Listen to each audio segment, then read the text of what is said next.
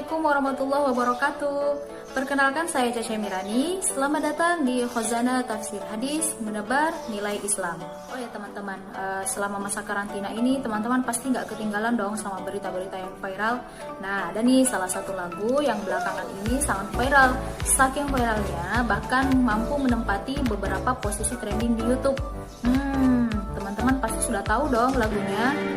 Aisyah, romantisnya cintamu dengan Nabi. Berbicara tentang lagu Aisyah istri Rasulullah, jika kita mendengar lagu ini dari segi nada, dari segi musik, liriknya memang sangat menyentuh pendengar lagu ini.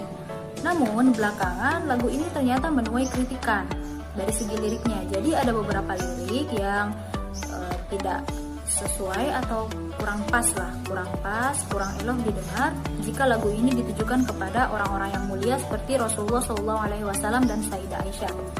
Namun, Khazanah Tafsir Hadis kali ini tidak akan membahas masalah kontroversial ini, melainkan lebih ke menyampaikan pesan sesungguhnya di balik lirik lagu ini yang diangkat dari hadis-hadis Rasulullah SAW. Jadi di awal lagu ini menggambarkan tentang ciri-ciri seorang Sayyidah Aisyah radhiyallahu anha. Liriknya mulia, indah, cantik, berseri, kulit putih dan merah pipit. Sayyidah Aisyah ini memang sesosok wanita yang sangat mulia. Hal ini tergambarkan dari lingkungan seorang Aisyah yang lahir dan dibesarkan di dalam keluarga yang sangat terhormat dan sangat mulia, yaitu keluarga Abu Bakar As-Siddiq. Nah, sebagaimana yang kita ketahui bahwa Abu Bakar As-Siddiq ini adalah sahabat yang paling dekat dengan Nabi Muhammad SAW. Bahkan setiap hari ketemu dengan Rasulullah SAW, sehingga Sayyidah Aisyah ini dikelilingi oleh orang-orang yang mulia, orang-orang yang sangat baik, orang-orang yang sangat terhormat, dan hal ini juga berpengaruh ke dalam pribadi seorang Sayyidah Aisyah. Salah satu keistimewaannya Sayyidah Aisyah adalah sebelum Sayyidah Aisyah menikah dengan Rasulullah SAW, Sayyidah Aisyah ini sudah dipersiapkan oleh Allah. Bahkan sosok Sayyidah Aisyah ini dikirim oleh Allah ke dalam mimpi Rasulullah SAW. Jadi Imam Bukhari mendengar dari Musaddad, kemudian Musaddad mendengar dari Hamad bin Zaid, kemudian Hamad bin Zaid mendengar dari Hisham, kemudian Hisham mendengar dari ayahnya. Nah, ayahnya Hisham yang mendengar langsung dari Sayyidah Aisyah. Apa yang dikatakan Sayyidah Aisyah? Jadi Rasulullah SAW pernah bercerita kepada Aisyah. Rasulullah berkata, "Wa itu fil manami, aku melihatmu dalam mimpiku. Yaji'u bikil malaku fi sarqati min haririn." Jadi waktu itu sesosok malaikat datang membawamu dengan sepotong kain sutra. Jadi posisi Sayyidah Aisyah waktu itu wajahnya ditutupi oleh kain sutra. Kemudian faqala li, kemudian sesosok malaikat itu berkata kepada Rasulullah SAW,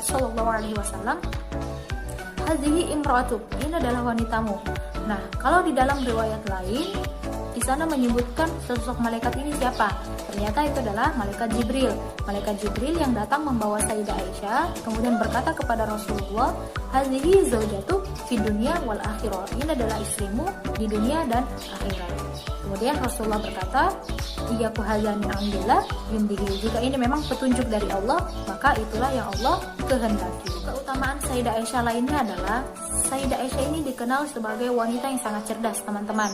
Salah satu riwayat mengatakan bahwa istri Rasulullah yang lainnya pernah berkata bahwa aku tidak pernah melihat wanita cerdas lainnya selain Sayyidah Aisyah.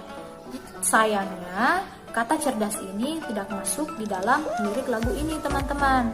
Namun belakangan ini telah rilis lirik lagu terbaru dari lagu Sayyidah Aisyah istri Rasulullah ini yang direvisi oleh Buya Yahya.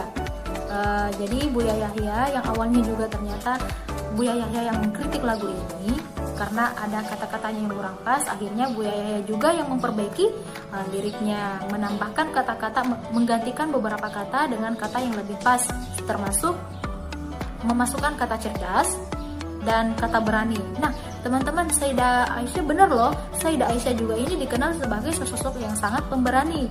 Bahkan pernah menjadi seorang panglima perang dalam suatu peperangan melawan Ali bin Abi Thalib. Jadi Sayyidah Aisyah ini juga sangat dikenal sebagai wanita yang sangat cantik, kulitnya putih, wajahnya agak kemerah-merahan. Jadi di dalam beberapa hadisnya Rasulullah SAW memang kerap kali memanggil Sayyidah Aisyah dengan sebutan ya Humaira. Dalam sebuah kitab syarah hadis di sana menjelaskan bahwa kata Humaira ini merupakan bentuk tasghir dari kata Humara. Maksudnya bentuk tasghir adalah bentuk yang lebih kecil dari kata yang dimaksudkan.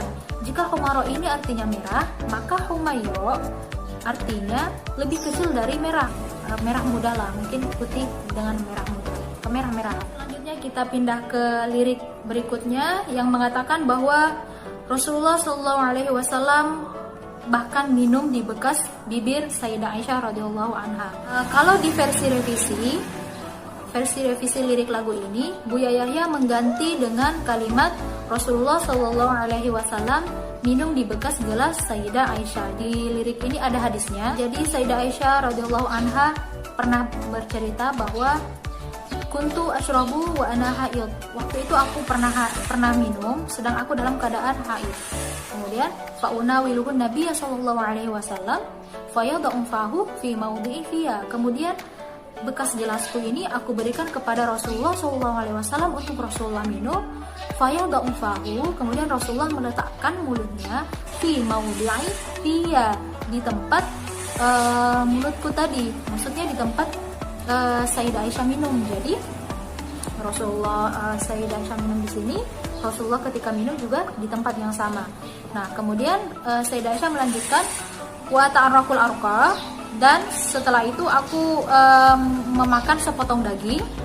Kemudian fatanawaluhu, kemudian Nabi Muhammad SAW mengambilnya juga setelah Sayyidah Aisyah memakannya. Fayada'u fahu fi mawdi'i fiya, sama dengan yang minum tadi, Nabi Muhammad menggigit daging itu di tempat Aisyah memakan potongan daging itu juga.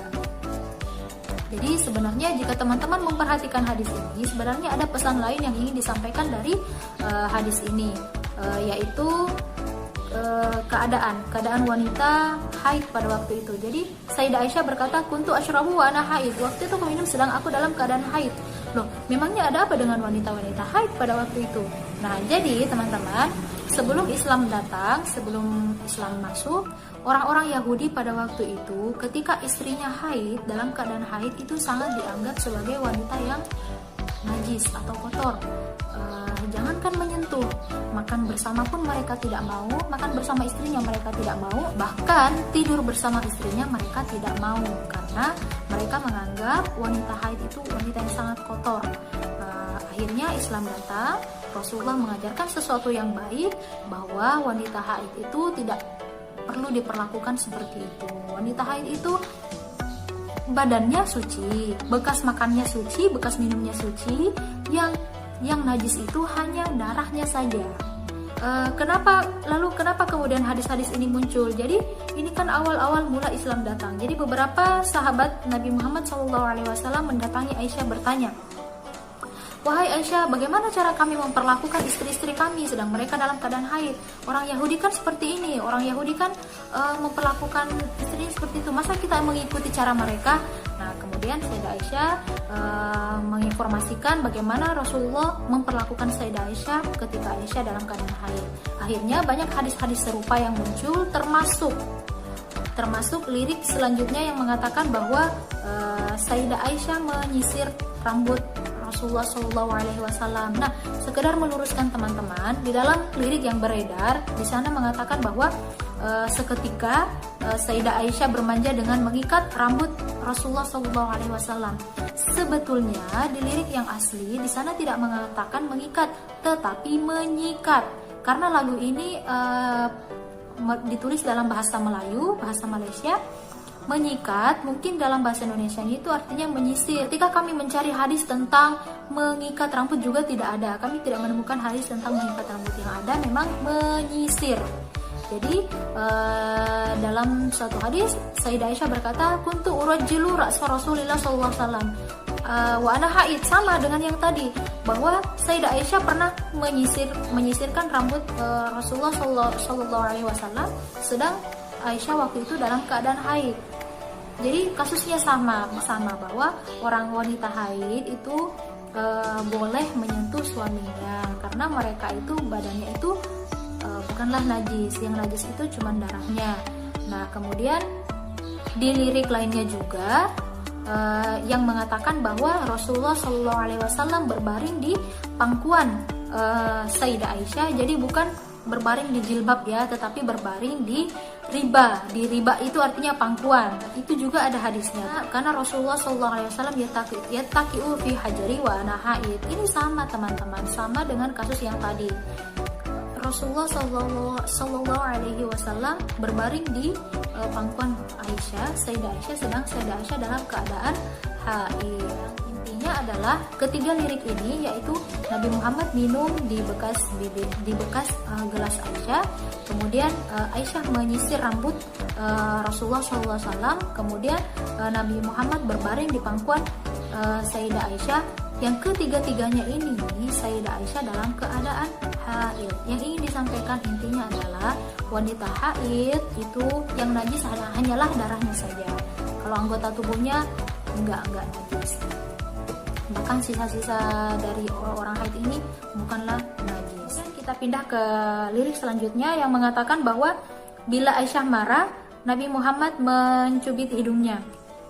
Dalam versi revisinya, Buya Yahya juga telah mengganti kata itu dengan ketika Aisyah marah, Rasulullah menenangkan Sayyidah Aisyah. Dan setelah kita mencari-cari hadisnya, ternyata hadisnya itu lebih relate sama lirik versi revisi yang direvisi oleh Buya Yahya. Benar, ada hadisnya yang mengatakan bahwa Nabi Muhammad mencubit hidung Sayyidah Aisyah. Namun sebelumnya hadis ini, setelah kami mencari-cari hadisnya, sepertinya hadis ini tidak masyhur. Bukan hadis yang termasuk hadis masyhur, tetapi hadis yang gharib, karena jalur periwayatnya hanya sedikit. Mungkin hanya 2 jalur, sejauh pencarian kami hanya 2 jalur. Karena Aisyah radhiyallahu anha idza ghadibat ahakan Nabi sallallahu alaihi wasallam bi anfiha. Jadi benar hadis ini mengatakan bahwa ketika Aisyah marah, ahakan Nabi sallallahu alaihi wasallam bi anfiha. Rasulullah SAW mencubit hidungnya, kemudian berkata, ya Uwais, kuli Allahumma Rabba Muhammad aghfirli dzambi wa dzib ghaiza qalbi wajirni min mudillatil fitani. Jadi Rasulullah hanya tidak sekedar mencubit hidungnya, tetapi juga meminta Sayyidah Aisyah untuk berdoa. Aisyah katakan ini, berdoalah, ya Allah, Tuhan ya Nabi Muhammad, ampunilah dosaku dan hilangkanlah rasa marah di dalam hatiku. Jadi hadis ini kita temukan di dalam kitab Silsilatul Ahadits Ad-Dhaifah wal Mawdu'ah wa Atsariha. Jadi meskipun hadis ini kita temukan di dalam hadis-hadis yang isinya adalah hadis dhaif dan hadis palsu, namun beberapa pakar ilmu hadis menilai hadis ini, menilai kualitas hadis ini sebagai hadis yang sahih. Nah, di dalam riwayat lainnya dikatakan bahwa karena idza ghadibat Aisyah tuh ketika Aisyah marah, wada'a yadahu ala mankibiha. Nabi Muhammad SAW meletakkan tangannya di atas pundak Sayyidah Aisyah seraya berdoa dengan mengatakan Allahumma ighfirlaha dzambiha wadzhib ghaiza qalbiha wa azzaha min mudillatil fitani. Jadi Rasulullah langsung yang mendoakan Aisyah bahwa ya Allah, ampunilah dosa-dosanya dan hilangkanlah rasa marah di hatinya. Jadi lebih relate dengan lirik yang sudah direvisi oleh Buya Yahya yang mengatakan bahwa ketika Aisyah marah, Nabi Muhammad menenangkannya dengan cara berdoa. Jadi apa pesan yang ingin disampaikan dari hadis ini? Jadi ketika istri marah, sebaiknya yang dilakukan adalah menenangkannya, bukan malah marah balik. Beralih ke lirik berikutnya yang mengatakan bahwa Rasulullah SAW berlari-lari bersama Sayyidah Aisyah. Dan ternyata memang benar ada hadisnya. Hadisnya banyak kami temukan. Diceritakan bahwa suatu ketika Sayyidah Aisyah ikut dalam sebuah perjalanan bersama Nabi Muhammad SAW. Nah, dalam perjalanan tersebut Rasulullah SAW berkata kepada rombongan lainnya, taqaddamu, duluan aja gitu. Fataqaddamu, dan rombongan itu berjalan duluan. Nah, kemudian Rasulullah SAW berkata kepada Aisyah, ta'alai hatta usabiqak, kesinilah, kemudian kita saling berlomba, fasabaqatuhu. Dan ternyata ketika Rasulullah SAW dan Sayyidah Aisyah waktu itu berlomba lari, yang memenangkan perlombaannya adalah Sayyidah Aisyah. Hingga suatu ketika Sayyidah Aisyah ikut dalam sebuah perjalanan lagi bersama Rasulullah, sedangkan waktu itu Sayyidah Aisyah berat badannya agak naik dan Sayyidah Aisyah lupa akan hal itu. Akhirnya mereka berlomba lari, dan ternyata kali ini yang menang adalah Rasulullah SAW. Jadi Rasulullah berkata waktu itu, ini adalah pembalasan. Waktu itu kan kamu yang menang, nah sekarang saya yang menang. Nah teman-teman, selanjutnya kita akan beralih ke lirik yang mengatakan bahwa hingga ujung nyawa Sayyidah Aisyah tetap berada di samping Rasulullah SAW. Jadi hadisnya benar, ada hadis yang mengatakan seperti itu, banyak. Kami menemukan, salah satunya kami temukan di kitab Sahih Bukhari, anna Aisyah radhiyallahu anha qalat, karena Rasulullah sallallahu alaihi wasallam yaqulu wa huwa sahihun. Jadi Sayyidah Aisyah pernah berkata bahwa Rasulullah sallallahu alaihi wasallam pernah mengatakan ini, dan ternyata perkataannya itu benar. Apa yang Rasulullah katakan? La yuqbada nabiyyun qattu hatta yara maq'adahu minal jannati thumma yukhayyaru. Nah, Rasulullah berkata bahwa tidak akan meninggal seorang nabi hingga ia diperlihatkan oleh Allah sebuah tempat baginya di surga. Artinya tempat yang sangat indah baginya di surga. Kemudian thumma yukhayyar, kemudian nabi ini memilih pergi ke tempat itu atau tetap di dunia, maksudnya tetap melanjutkan hidup. Ketika Rasulullah menjelang wafat, waktu itu Rasulullah posisinya berada di pangkuan Sayyidah Aisyah. Aisyah berkata, wa ra'suhu ala fakhidhi ghusyiya alaihi sa'atan. Jadi Rasulullah sempat pingsan selama 1 jam, summa afaqa, kemudian sadar lagi, fa ashkhasa basarahu ila saqafi, kemudian matanya melihat ke langit-langit rumah, kemudian berkata Allahumma rafiqal a'la. Jadi ketika Rasulullah berkata Allahumma rafiqal a'la, Sayyidah Aisyah itu langsung tahu, langsung paham. Ini salah satu bukti bahwa Sayyidah Aisyah itu adalah orang yang cerdas. Dia tuh langsung paham, melihat keadaan sekitarnya saja dia langsung paham maksudnya apa.